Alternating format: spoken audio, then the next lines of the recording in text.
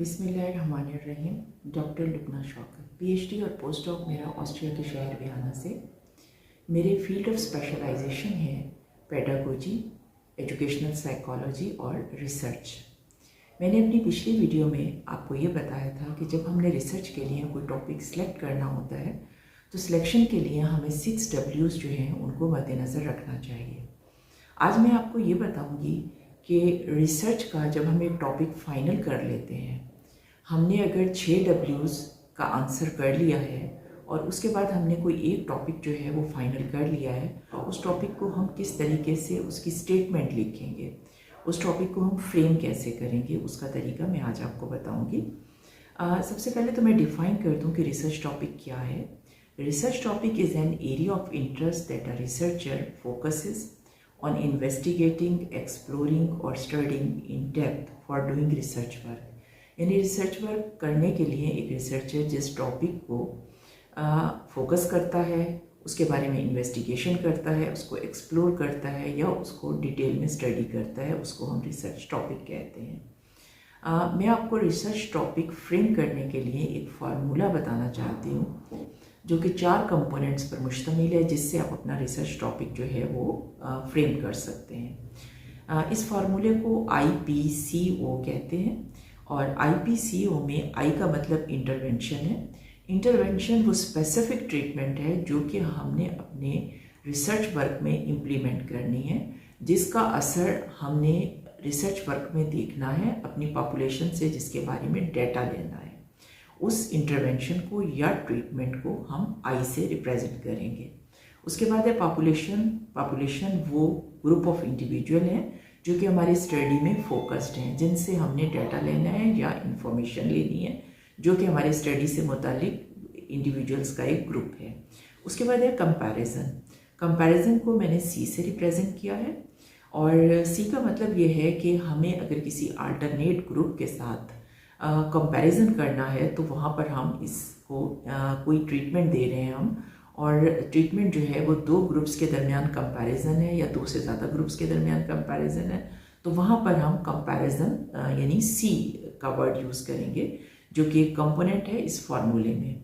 उसके बाद इस फार्मूले में जो 4th कंपोनेंट है वो आउटकम है, जिसको मैंने O से रिप्रेजेंट किया है, और O जो है वो रिजल्ट है जो कि इस स्टडी का है, जो जिस टॉपिक को हमने सेलेक्ट किया है और उस टॉपिक पर हम कोई ट्रीटमेंट करके या उस टॉपिक से मुतालिक डाटा कलेक्ट करके जो रिज़ल्ट हम देंगे वो आउटकम है। इसका मतलब ये है कि इस फार्मूले में जिसके ज़रिए से हम रिसर्च टॉपिक को फ्रेम करेंगे, 4 कंपोनेंट्स हैं जिनको हम IPCO कहते हैं। I स्टैंड्स फॉर इंटरवेंशन यानी treatment, P stands for population यानी आबादी, और C स्टैंड्स फॉर कंपैरिजन यानी 2 या 2 से ज़्यादा ग्रुप्स में अगर हमने कोई कंपैरिजन करना है, and O stands for outcome means result of the study. अब मैं आपको different types of research topic के ज़रिए आपको ये बताऊंगी कि मुख्तलिफ़ किस्म की रिसर्च टॉपिक जो हैं उनमें किस तरीके से आप ये फार्मूला इस्तेमाल करेंगे और अपना रिसर्च टॉपिक जो है वो फ्रेम कर सकते हैं। सबसे पहले है descriptive research topic. Descriptive research जो है वो आमतौर पर करैक्टर्स और बिहेवियर्स जो कि करंट फिनोमेना से मुतालिक होते हैं उनको डिस्क्राइब करती है। अगर आप डिस्क्रिप्टिव रिसर्च के बारे में डिटेल से जानना चाहते हैं तो मेरी वीडियो मौजूद है, वो मेरे चैनल पर जाकर आप उस वीडियो को डिटेल से सुन सकते हैं। अब मैं रिसर्च टॉपिक को फाइनल करने के लिए डिस्क्रिप्टिव रिसर्च का एक टॉपिक, उसकी एग्जांपल आपको दूंगी और उसके बाद मैं वो फार्मूला बताऊंगी जिसके ज़रिए आप टॉपिक फ्रेम कर सकते हैं। एग्जाम्पल है an examination of classroom management strategies used by elementary school teachers. ये डिस्क्रिप्टिव रिसर्च का एक टॉपिक है। अच्छा, इसमें इंटरवेंशन क्या है? क्लासरूम मैनेजमेंट स्ट्रेटजीज, जो हमने ट्रीटमेंट करना है, जिसका असर हमने देखना है। इसमें पॉपुलेशन क्या है? Elementary school teachers. उसके बाद C कंपैरिजन यहाँ पर नहीं है। उसके बाद O जो रिज़ल्ट हमने ऑब्जर्व करना है, जो रिज़ल्ट या आउटकम हमें मिलेगा, N examination of classroom management strategies used. ये IPCO हमने तीनों इस फार्मूले के तहत लिख लिए हैं। अब इन तीनों को लिखने के बाद हम टॉपिक को फाइनलाइज करते हैं। An examination of classroom management strategies used by elementary school teachers, इसमें I भी मौजूद है। क्लासरूम मैनेजमेंट स्ट्रेटजीज पीबी में मौजूद है। एलिमेंट्री स्कूल टीचर्स सी नहीं है और oh an examination of classroom management strategies used.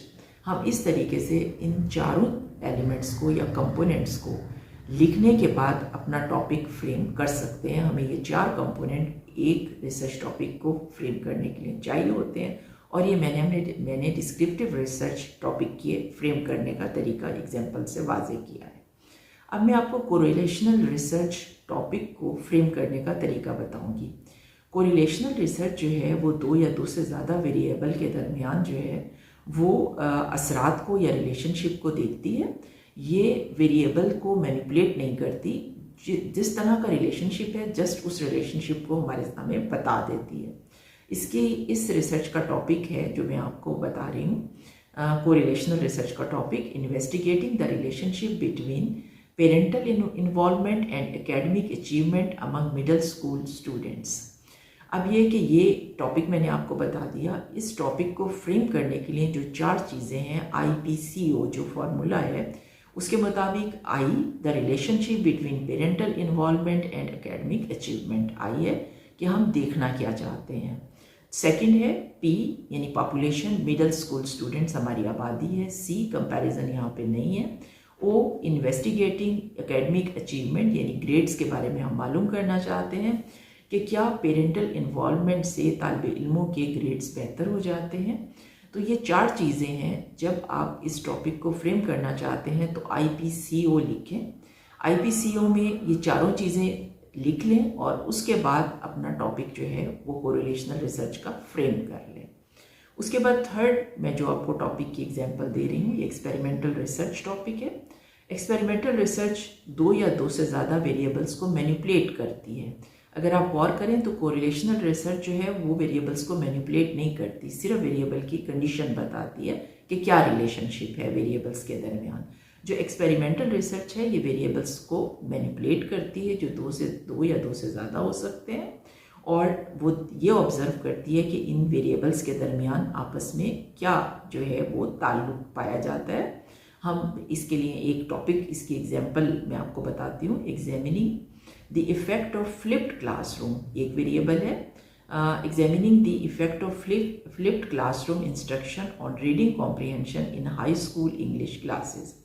हम एग्जामिन करना चाहते हैं कि फ्लिप्ड क्लासरूम इंस्ट्रक्शन का क्या इफ़ेक्ट है इंग्लिश क्लास के तालिब इल्मों की रीडिंग कॉम्प्रिहेंशन पर, कि क्या फ्लिप्ड क्लासरूम से हाई स्कूल के इंग्लिश के स्टूडेंट का रीडिंग का कॉम्प्रिहेंशन बेटर हो जाता है।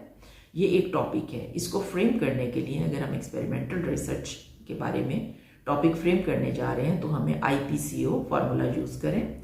आई क्या देखना चाहते हैं आप? फ्लिप क्लासरूम इंस्ट्रक्शन का असर देखना चाहते हैं, ठीक है। तो फ्लिप क्लासरूम की ट्रीटमेंट होगी जो कि आई है। P high school English classes के स्टूडेंट हमारी पॉपुलेशन है। कंपैरिजन यहाँ पर मौजूद नहीं है। और examining the effect on reading comprehension हमारा आउटपुट क्या है? हमारा आउटपुट ये है कि हम एग्जामिन करेंगे कि क्या इफ़ेक्ट हुआ है फ्लिप्ड क्लासरूम इंस्ट्रक्शन का तालिब इल्मों की रीडिंग कॉम्प्रिहेंशन पे।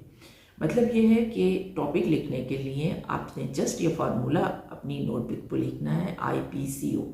उसके बाद आई लिखना है, फिर P का लिखना है कि हमारे पास P क्या है, C क्या है और O क्या है।